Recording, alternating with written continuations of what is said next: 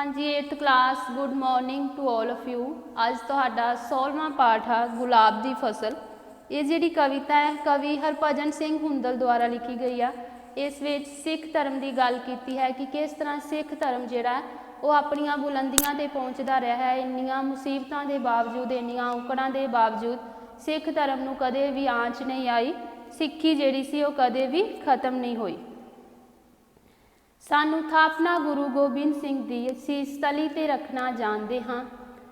इस विच की दस्या गया है कि कवि कहता है कि सिख धर्म विच पैर रखन वालियां नूं हमेशा गुरु गोबिंद सिंह जी की हल्लाशेरी है, आसरा है। थापना मतलब हल्लाशेरी देना, आसरा देना।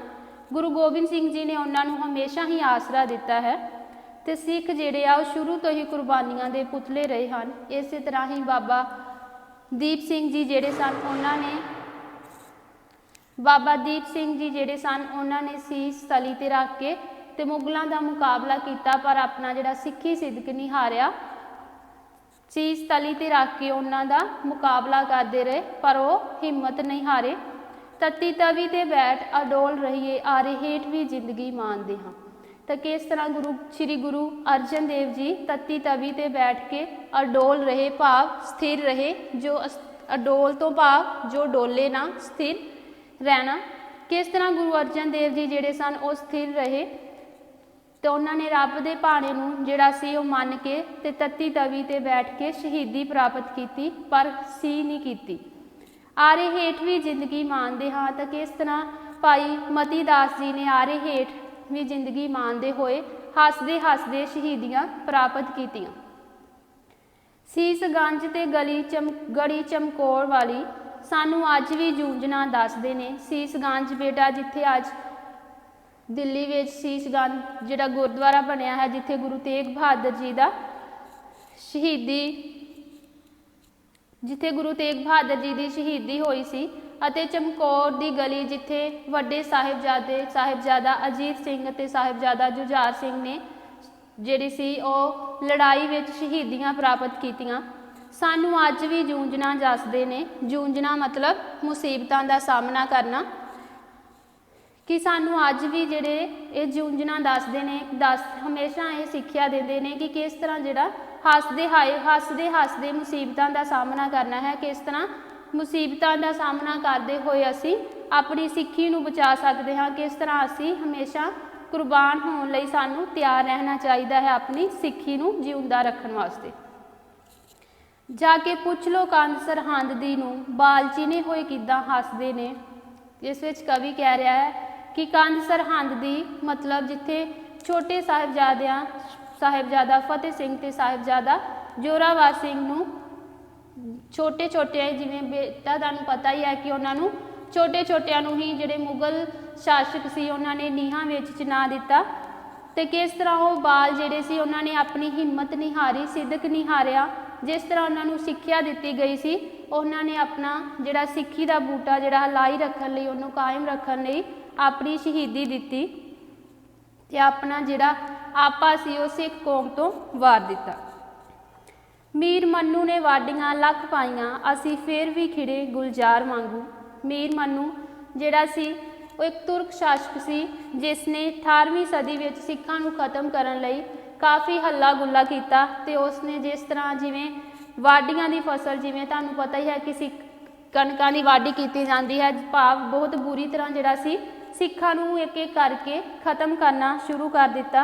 असी फिर भी खिड़े गुलजार वांगू। गुलजार मतलब फुल्लां वांग खिड़ना, पर जिहड़ी सिख कौम सी वो फिर भी फुल्लां वांग खिड़ती रही। उन्हां दी फसल जिहड़ी सी वो कदे भी खत्म ना होई ते वो बाग दे रूप विच हमेशा खिड़े ही रहे। वड्डे सिरां दे जदों सी मुल पैंदे होए हौसले साडे अंगियार वांगू। कहंदे सिख कौम जिहड़ी आ उदों भी नहीं सी खत्म होई जदों उन्हां दे सिरां दे मुल पैने शुरू हो गए सन। उन्हां दे हौसले दिनों दिन होर बुलंद हुंदे गए। बंद बंद भी कट के वेख चुके, फुल महकनों जरा ना बंद होए। कहते तुर्क हाकमां ने खौफनाक तरीके जिहड़े सी वो वरतने शुरू कर दिते कि सिख कौम जिहड़ी आ उसनूं किवें खत्म करना है। पर जिहड़ी सिक्खी सी वो खत्म ना होई, वो दिनों दिन होर बुलंदियां नूं छूंदी गई। ਬੰਦ ਬੰਦ ਵੀ ਕੱਟ ਕੇ ਵੇਖ ਚੁੱਕੇ, ਜਿਵੇਂ ਭਾਈ ਮਨੀ ਸਿੰਘ ਜੀ ਨੇ ਜਿਹੜਾ ਸੀ ਉਹ ਸਿੱਖ ਕੌਮ ਨੂੰ ਬਚਾਉਣ ਲਈ ਆਪਣਾ ਸਿੱਖੀ ਸਿਦਕ ਨਹੀਂ ਹਾਰਿਆ, ਪਰ ਆਪਣਾ ਬੰਦ ਜਿਹੜਾ ਸੀ ਉਹ ਸਿੱਖੀ ਵਾਸਤੇ ਕਟਵਾ ਦਿੱਤਾ। ਫੁੱਲ ਮਹਿਕਣੋਂ ਜਰਾ ਨਾ ਬੰਦ ਹੋਏ, ਪਰ ਜਿਹੜਾ ਸਿੱਖ ਧਰਮ ਸੀ ਉਹ ਹਮੇਸ਼ਾ ਜਿਉਂਦਾ ਰਿਹਾ, ਹਮੇਸ਼ਾ ਵਸਦਾ ਰਿਹਾ। ਚਾਰ ਚਰਖੜੀ ਪਰਖਦੇ ਯੋਧਿਆਂ ਨੂੰ ਸਾਡੇ ਕੱਦ ਸੀ ਹੋਰ ਬੁਲੰਦ ਹੋਏ। ਕਹਿੰਦੇ ਜਿਹੜੇ ਮੁਗਲ ਸ਼ਾਸਕ ਸੀ ਉਹਨਾਂ ਨੇ ਯੋਧਿਆਂ ਨੂੰ ਜਿਹੜਾ ਸੀ ਇੱਕ ਇੱਕ ਕਰਕੇ ਚਰਖੜੀ ਤੇ ਚਾਰਨਾ ਸ਼ੁਰੂ ਕਰ ਦਿੱਤਾ।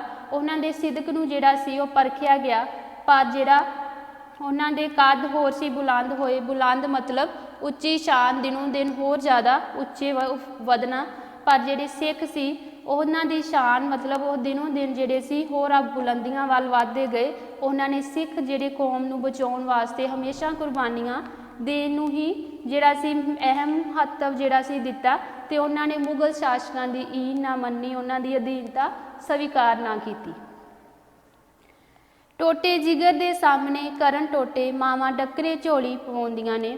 ਕਹਿੰਦੇ ਮੀਰ ਮਨੂੰ ਜਿਹੇ ਤੁਰਕ ਸ਼ਾਸਕਾਂ ਨੇ, ਤੁਰਕ ਹਾਕਮ ਜਿਹੜੇ ਸੀ ਉਹਨਾਂ ਨੇ ਕੀ ਕੀਤਾ ਕਿ ਦਿਨੋਂ ਦਿਨ ਜਿਹੜਾ ਸੀ ਸਿੱਖਾਂ ਉੱਤੇ ਜਿਹੜੇ ਅਤਿਆਚਾਰ ਕਰਨੇ ਜਿਹੜੇ ਸ਼ੁਰੂ ਕਰ ਦਿੱਤੇ, ਹੋਰ ਜ਼ਿਆਦਾ ਉਹਨਾਂ ਨੂੰ ਤਸੀਹੇ ਦੇਣੇ ਸ਼ੁਰੂ ਕਰ ਦਿੱਤੇ। ਪਰ ਸਿੱਖ ਕੌਮ ਜਿਹੜੀ ਸੀ ਹਮੇਸ਼ਾ ਹੱਸਦੀ ਵਸਦੀ ਰਹੀ। ਟੋਟੇ ਜਿਗਰ ਦੇ ਸਾਹਮਣੇ ਕਰਨ ਟੋਟੇ, ਜਿਸ ਤਰ੍ਹਾਂ ਜਿਵੇਂ ਜਿਹੜੇ ਮਾਵਾਂ ਦੇ ਸਾਹਮਣੇ ਉਹਨਾਂ ਦੇ ਬੱਚਿਆਂ ਦੇ ਜਿਹੜੇ ਛੋਟੇ ਛੋਟੇ ਟੁਕੜੇ ਕਰਕੇ ਉਹਨਾਂ ਦੀਆਂ ਝੋਲੀਆਂ ਵਿੱਚ ਪਵਾਏ ਜਾਂਦੇ ਸੀ, ਪਰ ਉਹਨਾਂ ਮਾਵਾਂ ਨੇ ਜਿਹੜਾ ਸੀ ਆਪਣਾ ਸਿੱਖੀ ਸਿਦਕ ਨਹੀਂ ਹਾਰਿਆ, ਉਹਨਾਂ ਨੇ ਪਰਵਾਹ ਨਹੀਂ ਕੀਤੀ। ਉਹਨਾਂ ਨੇ ਆਪਣੇ ਪੁੱਤਰ ਜਿਹੜੇ ਸੀ ਸਿੱਖ ਕੌਮ ਦੇ ਉੱਤੋਂ ਵਾਰ ਦਿੱਤੇ, ਤੇ ਸਿੱਖ ਕੌਮ ਨੂੰ ਬਚਾਉਣ ਲਈ ਉਹਨਾਂ ਨੇ ਆਪਣੇ ਪੁੱਤਰਾਂ ਦੀ ਜਾਨ ਦੀ ਜਿਹੜੀ ਉਹ ਵੀ ਪਰਵਾਹ ਨਾ ਕੀਤੀ। ਉੱਚਾ ਸੁੱਟ ਕੇ ਬੋਚਦੇ ਨੇਜਿਆਂ ਤੇ ਭੋਰਾ ਫਿਰ ਵੀ ਨਹੀਂ ਘਬਰਾਉਂਦੀਆਂ ਨੇ।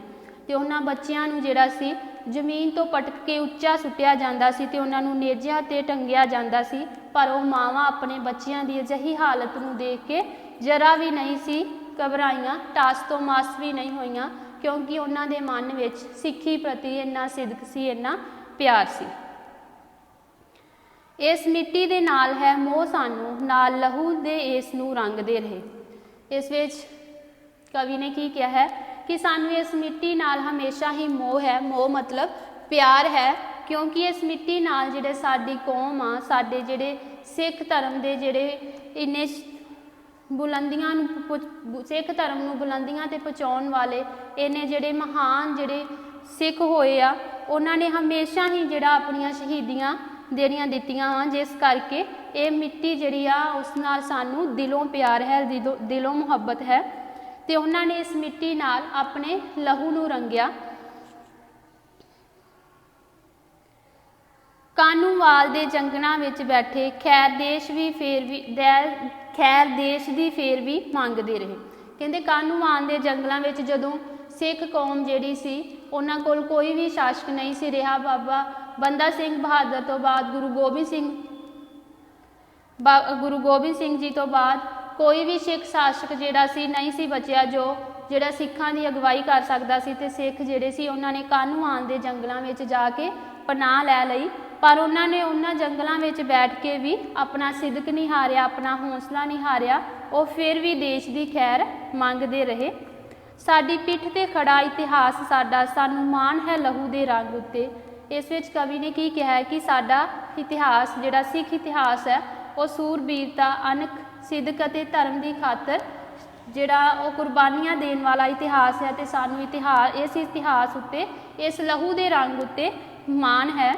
ਅਸੀਂ ਜਾਣਦੇ ਕਿੰਜ ਕੁਰਬਾਨ ਹੋਣਾ, ਸੋਹਣੇ ਦੇਸ਼ ਦੀ ਇੱਕ ਵੀ ਮੰਗ ਉੱਤੇ। ਕਹਿੰਦਾ ਇਹਨਾਂ ਕੁਰਬਾਨੀਆਂ ਨੇ ਸਾਨੂੰ ਇਹ ਹਿੰਮਤ ਦਿੱਤੀ ਹੈ, ਇਹ ਹੱਲਾਸ਼ੇਰੀ ਦਿੱਤੀ ਹੈ, ਤੇ ਇਹ ਆਸਰਾ ਦਿੱਤਾ ਹੈ ਕਿ ਸਾਨੂੰ ਹਮੇਸ਼ਾ ਇਸ ਗੱਲ ਵੱਲ ਪ੍ਰੇਰਿਤ ਕੀਤਾ ਹੈ ਕਿ ਸਾਨੂੰ ਦੇਸ਼ ਦੀ ਇੱਕ ਮੰਗ ਉੱਤੇ ਕਿਸ ਤਰ੍ਹਾਂ ਜਿਹੜਾ ਆਪਣਾ ਆਪ ਕੁਰਬਾਨ ਕਰਨ ਲਈ ਹਮੇਸ਼ਾ ਤਿਆਰ ਹੋ ਜਾਣਾ ਚਾਹੀਦਾ ਹੈ। ਜਦੋਂ ਅੰਬਾਂ ਨੂੰ ਲੱਗਿਆ ਬੂਰ ਹੋਵੇ, ਕੋਇਲ ਆਣ ਕੇ ਉਸ ਥਾਂ ਚਹਿਕਦੀ ਹੈ। ਬੇਟਾ ਇਸ ਵਿੱਚ ਦੱਸਿਆ ਹੈ ਕਿ ਜਿਸ ਥਾਂ ਜਿਵੇਂ ਜਿਹੜੀ ਕੋਇਲ ਹੈ ਹਮੇਸ਼ਾ ਉਹਨਾਂ ਹੀ ਅੰਬਾਂ ਤੇ ਬੈਠਦੀ ਹੈ ਜਦੋਂ ਅੰਬਾਂ ਨੂੰ ਬੂਰ ਲੱਗਿਆ ਹੋਵੇ, ਜਦੋਂ ਸੁਹਾਵਣੀ ਰੁੱਤ ਜਿਹੜੀ ਆ ਅੰਬਾਂ ਤੇ ਆਉਂਦੀ ਹੈ, ਤੇ ਉਸ ਥਾਂ ਤੇ ਕੋਇਲ ਜਿਹੜੀ ਚਹਿਕਦੀ ਮਤਲਬ ਉਸ ਥਾਂ ਤੇ ਹੀ ਆਣ ਕੇ ਗਾਉਂਦੀ ਹੈ। ਜਿੱਥੇ ਜਿੱਥੇ ਸ਼ਹੀਦਾਂ ਦੀ ਰਤ ਡੁੱਲੇ, ਉੱਥੇ ਫਸਲ ਗੁਲਾਬ ਦੀ ਮਹਿਕਦੀ ਹੈ। ਰਤ ਮਤਲਬ ਖੂਨ ਨੂੰ ਕਿਹਾ ਗਿਆ ਹੈ। ਇਸ ਵਿੱਚ ਜਿਹੜਾ ਕਵੀ ਨੇ ਕੀ ਕਿਹਾ ਗਿਆ ਹੈ कि जिन्ना जिन्ना थावां ते भी शहीदां दी खून डुलिया है, शहीदां ने अपनी जिहड़ी कुर्बानियां दित्तियां उन्हां थावां ते अज जिहड़ी गुलाब दी फसल है वो महकदी है। हमेशा वो कुर्बानियां जिहड़ियां वा वो याद रखियां जाणगियां कि सिख धर्म नूं बचाउण लई जिहड़े महान योधे होए आ उन्हां ने किस तरह जिहड़ा अपनियां कुर्बानियां दे के ते अपना सिੱਖੀ सिदक नहीं हारिया ते किस तरह सिੱਖੀ नूं बचाउण वास्ते उन्हां ने अपना आपा सिख कौम तो वार दिता। ओके, थैंक यू बेटा।